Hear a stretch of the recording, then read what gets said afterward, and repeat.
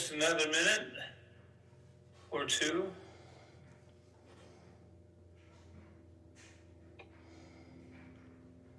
So hope you guys have been doing well as can be expected. We're definitely in an enhanced time of spiritual activity. I think that would be a positive way to state that. But something happened a couple days ago, and I wanted to bring a word on it because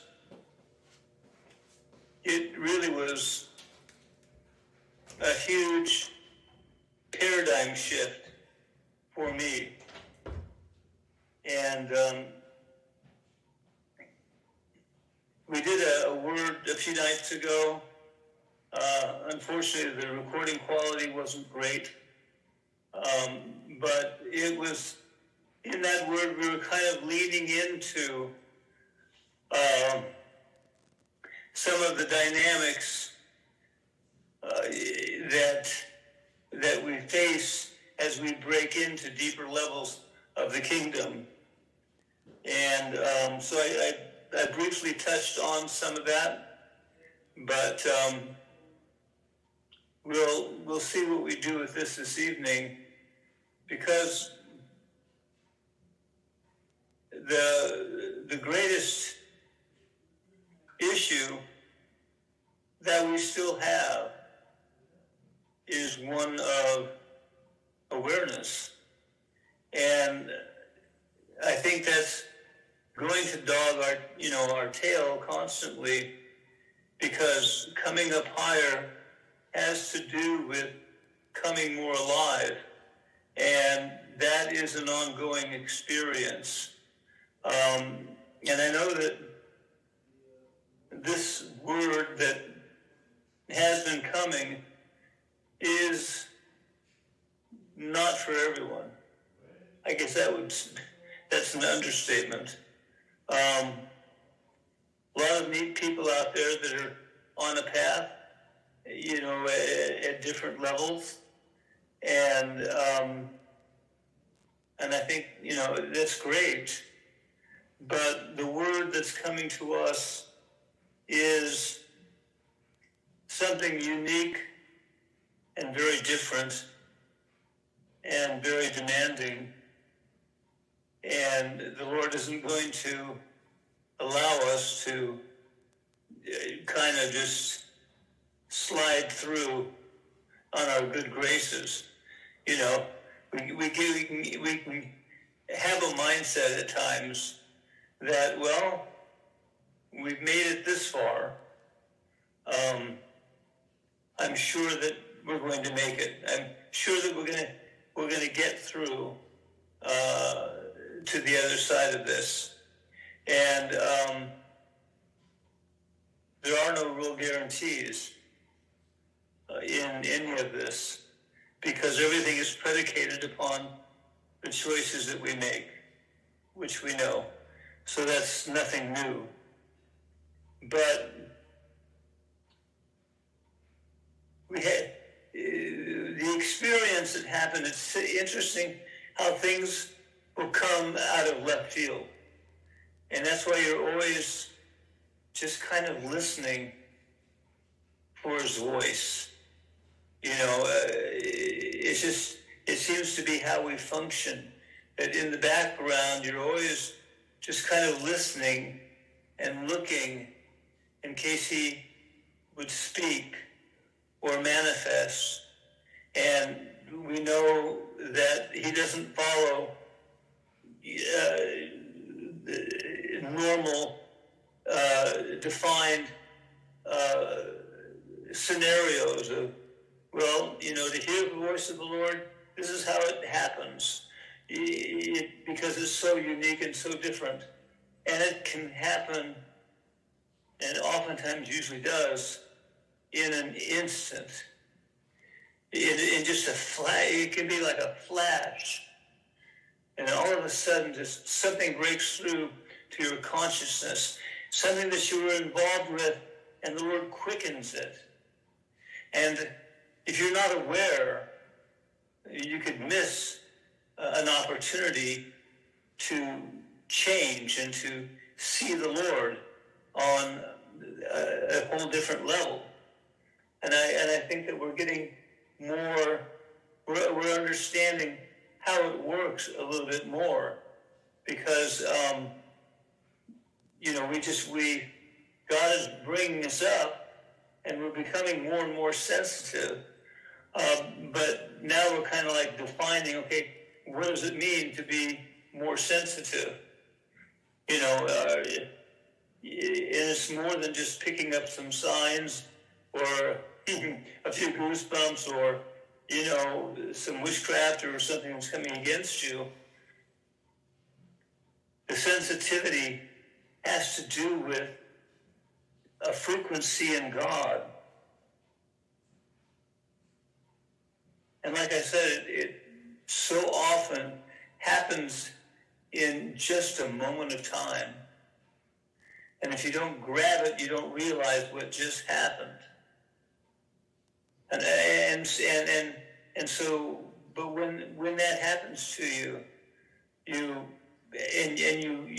sense it, you see it for a flash of a moment.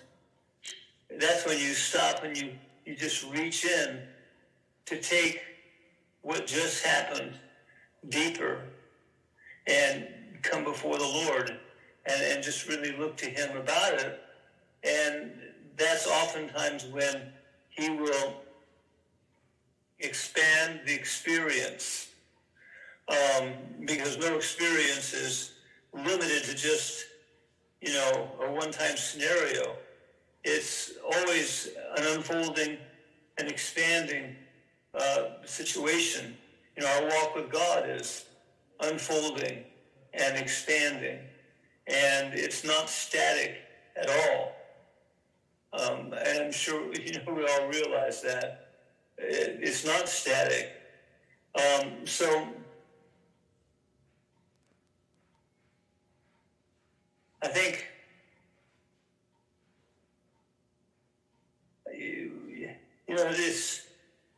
we're working on trying to kind of put our finger on what's happening, and we can get bits and pieces of it, of what the Lord's doing, but it doesn't always come together.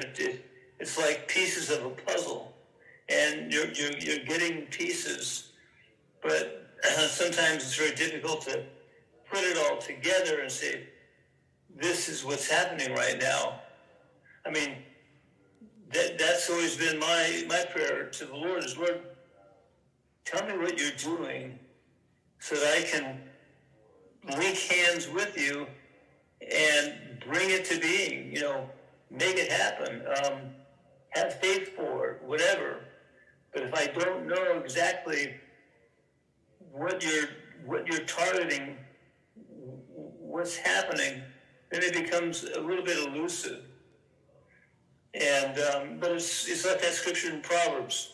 It's the glory of God to conceal a matter, and it's the glory of kings to seek it out.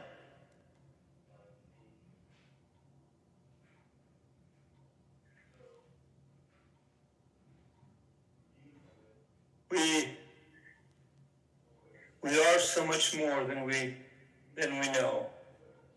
And I know I've said that numerous times because it has to sink in. It's got to go deeper. Our revelation of the Lord has got to go deeper. It's our revelation of the Lord, our revelation of ourselves. It's so intertwined together. But it just has to go deeper, because I feel like half the time, and here again, when Ann and I bring these words, these aren't words out of our concepts and theory. These are words that that we're going through, that we're wrestling with, to understand, to make the change needed. And that's why the words are more living, because, it's something that we have to experience within us. So I'll read you a scripture or two, and it's interesting. The Lord asked me a question the other day. What is greater, the gift of faith or the gift of sight?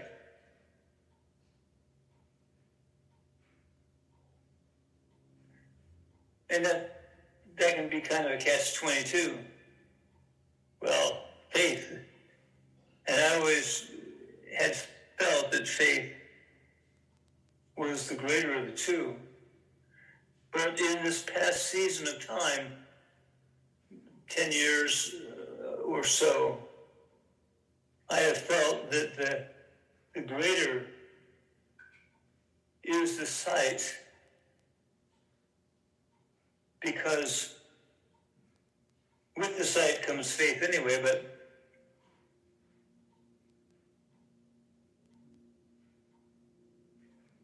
I think we're just realizing how important our ability to see is.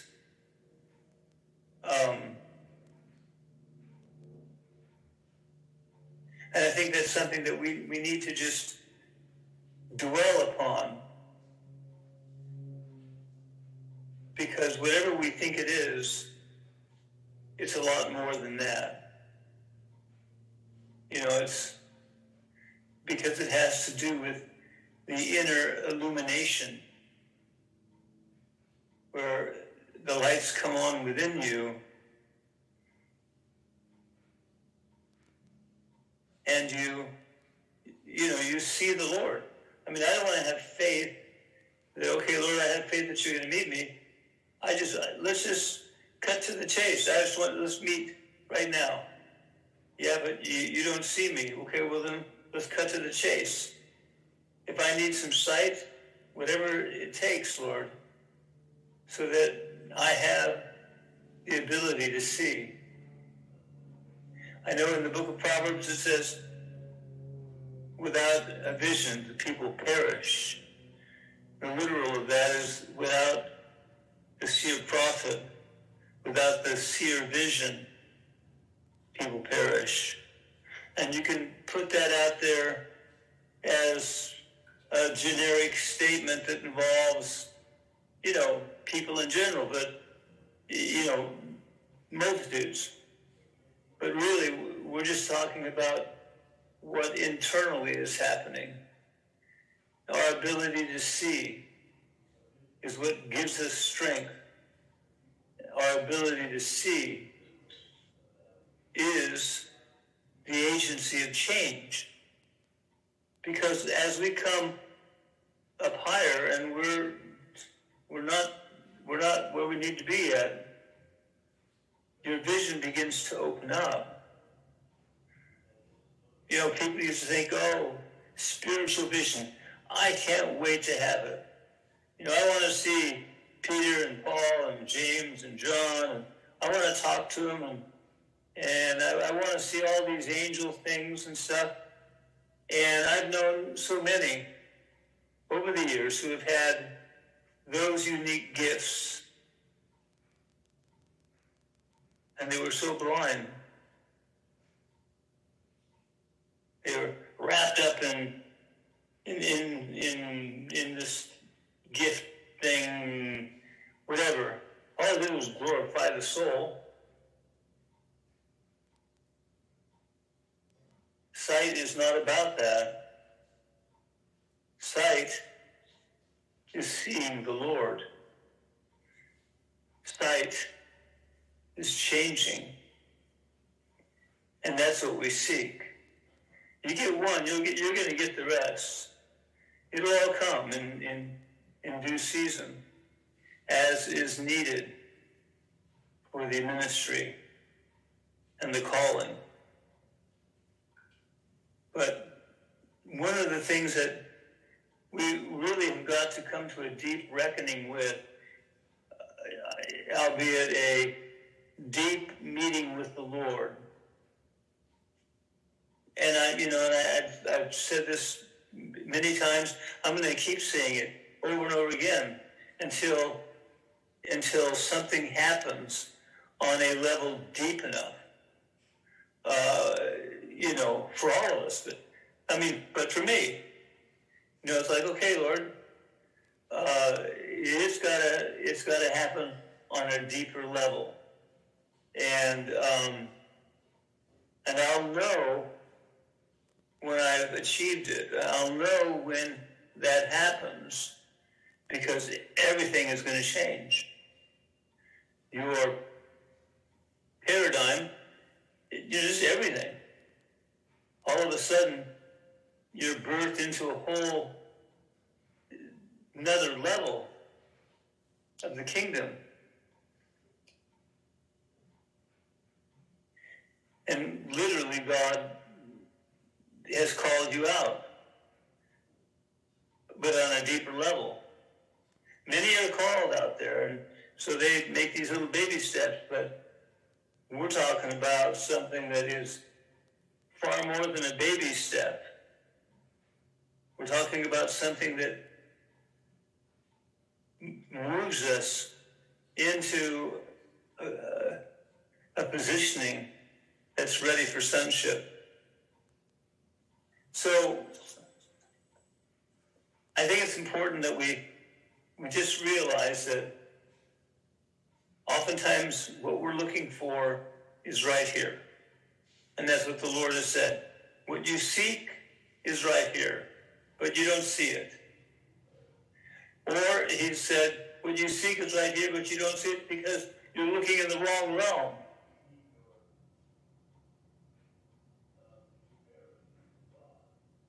That's why we just have to be open, sensitive, because the Lord isn't waiting for the ideal time to appear to you or me. He does when he wants to.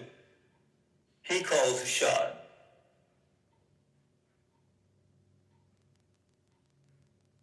And for us, we just need to have that readiness and that alertness, because it's even more than a still small voice.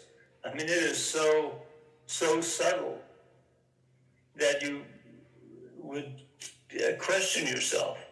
Did I hear that? Did I see that? Is that my imagination? And you don't realize that you just had a meeting with the Lord. Well, that doesn't fit. A meeting with the Lord, I'm supposed to be prostrate on the ground like Paul or Peter or whomever. They met the Lord or Daniel, and they were just laid prostrate. Well, I'm sure that if it hasn't happened, I'm sure it will happen. But I'm not limiting the Lord's appearing to a concept of something I read about. He has his unique way of appearing to each of us individually. I just know that when he does, I want to catch it at that moment. That's part of the reason I go out for drives probably 4 or 5 times a week, which plays a little havoc on my sleep. Half the time I'm not sure if I'm awake or asleep, but plenty of naps has helped. But, 3 or 4 o'clock in the morning, I usually hop in the car and just go drive. It's quiet, it's dark, nobody's invading your space, and It's an easy way to throw off the oppression and warfare that's been coming through the night. So I usually make myself some tea and have a little bite to eat, and which is, one of the old keys. If you want to get rid of the warfare that you're under, one way is just to have a little bite of something to eat, because that immediately shifts your vibration. And oftentimes, that's all it takes to throw off the incoming missile, you might say. But I'll go out and look, or I find myself into a real flow of violent prophecy, totally unexpected. And then, and when you get home and you go to bed, it's like, okay, I am so electrified that you're just, sometimes you don't go back to sleep. But, I think we have to have fun with it as well, because we're seeking out ways to get from here to there.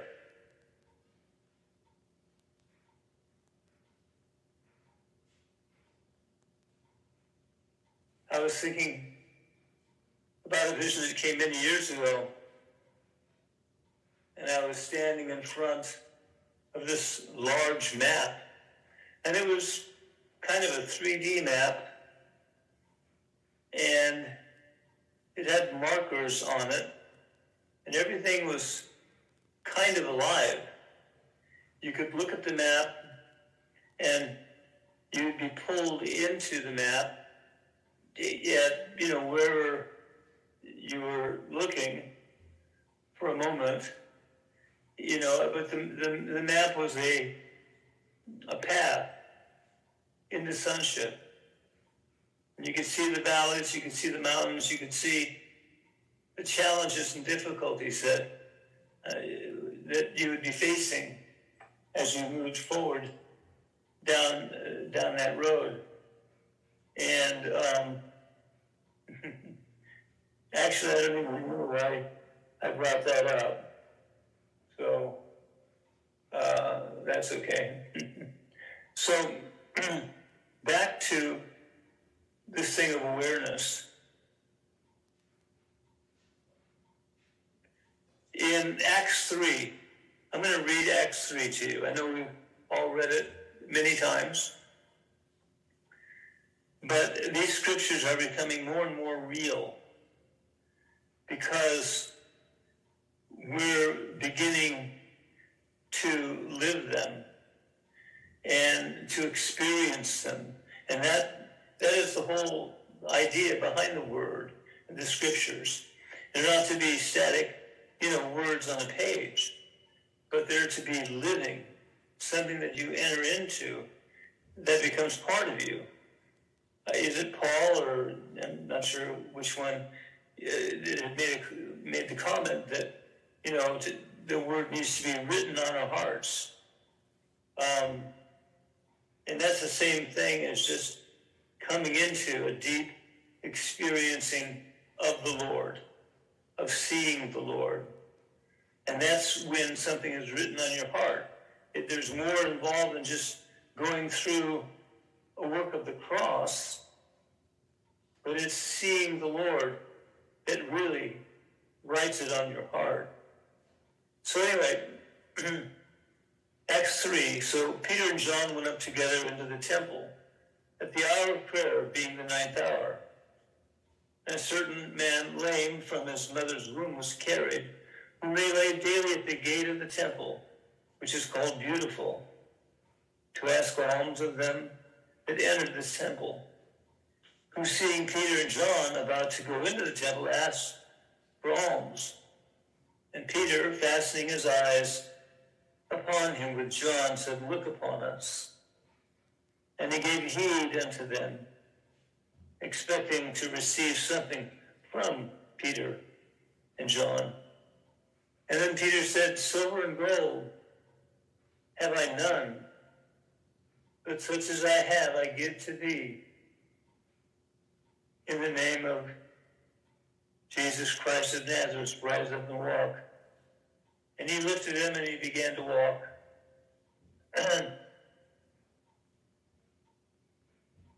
Very interesting scripture.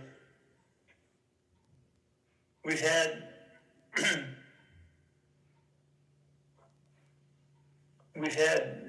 people in the last few months that have we haven't known, but have crossed our path, and they have basically come and said, "What can we do to help?" It didn't matter whether it was with the word, whether it was with the business that we have. They just wanted to serve, or be involved, or be a part. And I thought, we saw the quality of heart in them, that they were lovers of God, which I think in Greek that's Theophilus, is what that term is referred to. And the Lord then spoke. And it's something that it imprinted upon me deeply. And he said, "You may not have any money, but you have who you are. And as such, you can give them sight." And I looked upon all the ones that God is raising up, the sons. And in truth, the sons are the wealthiest people on the face of the earth. If you look at yourself, it doesn't matter what you have or don't have. You're one of the wealthiest people on the face of the earth because of who and what you are in God. And when someone comes with an open heart, even doesn't matter what, all they have to do is have an open heart. If they wash your feet, the natural course of event is that without even thinking, what you are will minister to them. And the greatest thing people need right now is sight, because of the darkness that's in the earth, the blindness, the inability to see. People do not see. And if you could talk about even where we are, and as much as we see, we still don't see. And that's not a hit. It just is what it is. Because once you realize the depth of what God has become, past tense, within you,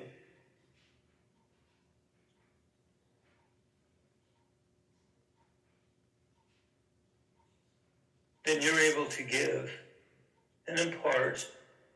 And it's not even something that would come to mind. It just is a natural thing that will flow from you.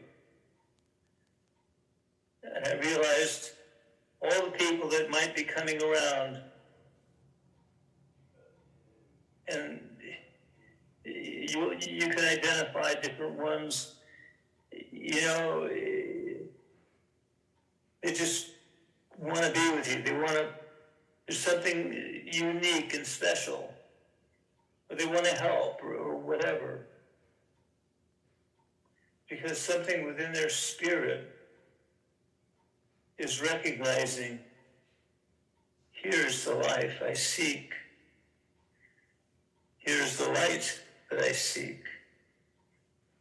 And as they are able to give themselves, even on a small scale, the door opens wide for you to give them sight. Peter and James, I know, healed the lame person, and that was in that dispensation. But in this dispensation, the greatest need is the ability to see, and more specifically, to see the Lord.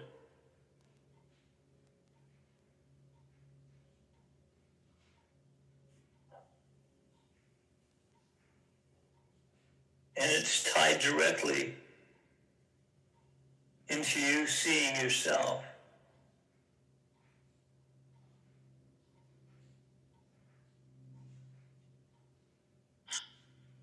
We go through so many things war against us. But if we really knew that none of that has any power or dominion over us, then it wouldn't. As it is now, we're in transition. And it affects all of us because we're coming out of the plane of the soul that looks through the carnal mind and makes assessments and judgments, rather than realizing that we are the pearl of great price in the earth. We need to realize that. We need to realize how special that we are.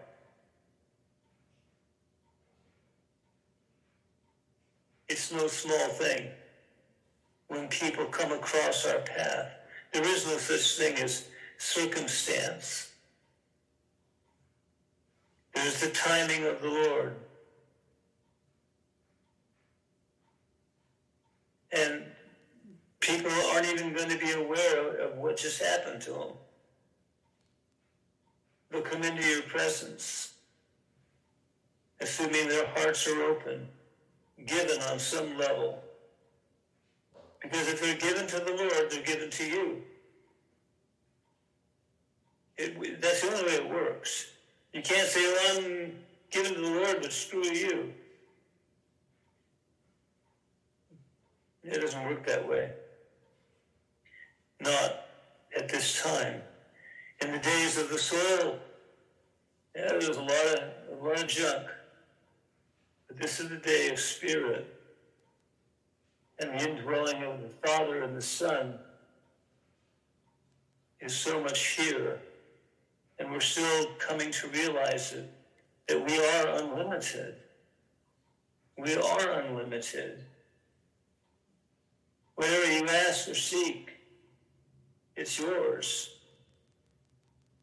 And at some point, there has to be a meeting with the Lord in that, where it's revealed within you.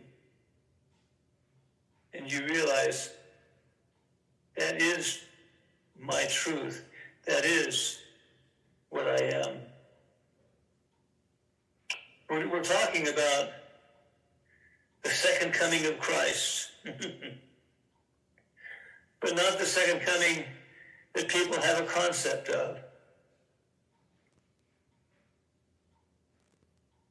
Because most people really can't accept what God is doing, much less the intensity of meeting Him. They just can't accept it, or they have not been able to let go of their experiences in old order, where they felt they were taken advantage of and, all of that, and they haven't been able to let go of it. So they kind of walk this odd walk. I give myself, I take it back. I give myself, I take it back.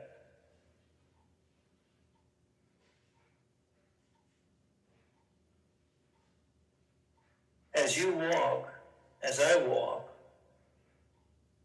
through the day,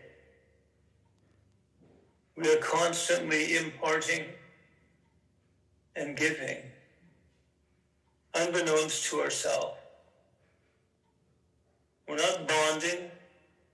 We're not looking to create relationships and connections. We are that we are.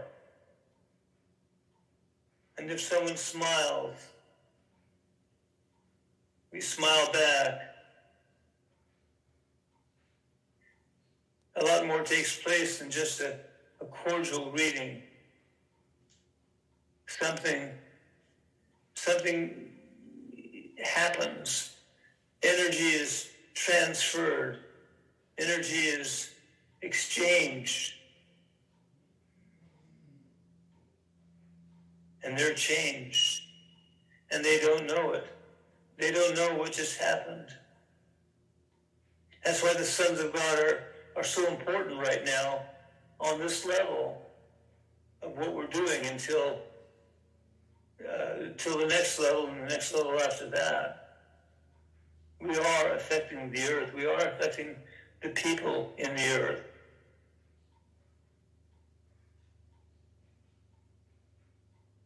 Silver and gold we may not have, but we are the living Christ. And what we have, we give.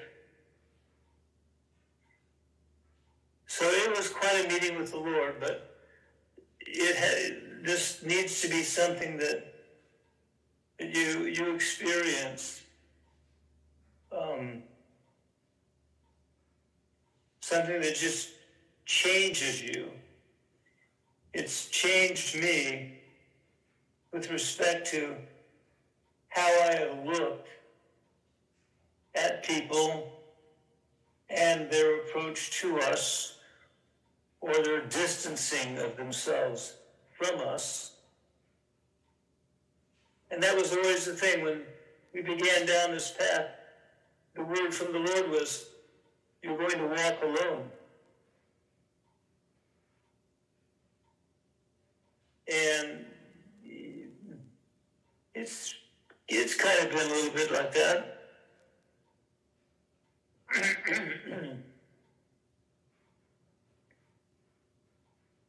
But something is changing. And the life is flowing out. And we are the life. And the more this gels within us, the more we realize we don't have to accept all of the things that we've accepted. Any limitation, anything. We don't have to accept it. But what we are is something that it's hard to even define, because we haven't seen anything like this before.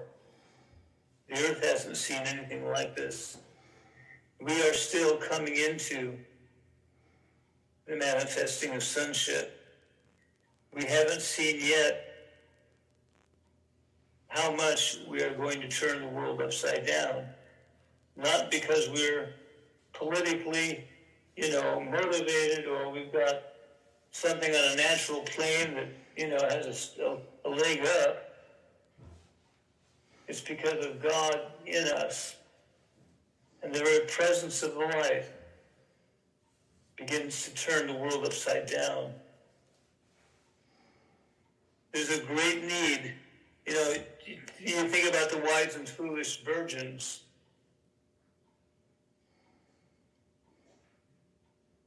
And the problem was,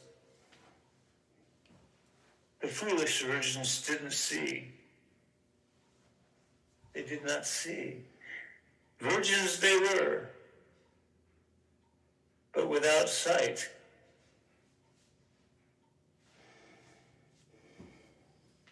So nothing's quite guaranteed, written in stone. We're walking out the last chapters, as we've said. But we need to respect who we are. We need to honor who we are and realize that this is no small thing that God has chosen to take up his abode within the sons, that he has chosen and destined them for sonship as a new creation. None of this is a coincidence. None of it. Well, Lord, we bless this word this evening. This is about all I had to say. I just wanted to get this down so we had it. This is what we're living right now. You know, I'm not that interested in warfare. Not that we don't have a lot of it. It's just like, it's a distraction. Because our sight is opening up, a sight that is so deep, words can't express what it, the depth of it. And you begin to realize what a treasure the sons of God are. What a treasure we are. The sons of God are indeed the wealthiest people on the face of the earth. Well, Ann and I send our blessings. We wanted to try this format this evening and see how it worked for us. We'll see what we do moving forward. A lot of times the word comes at 4 a.m. on the freeway. But every once in a while, we have a window like this. So we love all of you and bless all of you. May the light shine brighter than it has ever shone before. May it burn within your consciousness, because you're beginning to know him. And that means you're beginning to know yourself. We thank you, Lord, tonight. If anyone has any questions, you can certainly email us.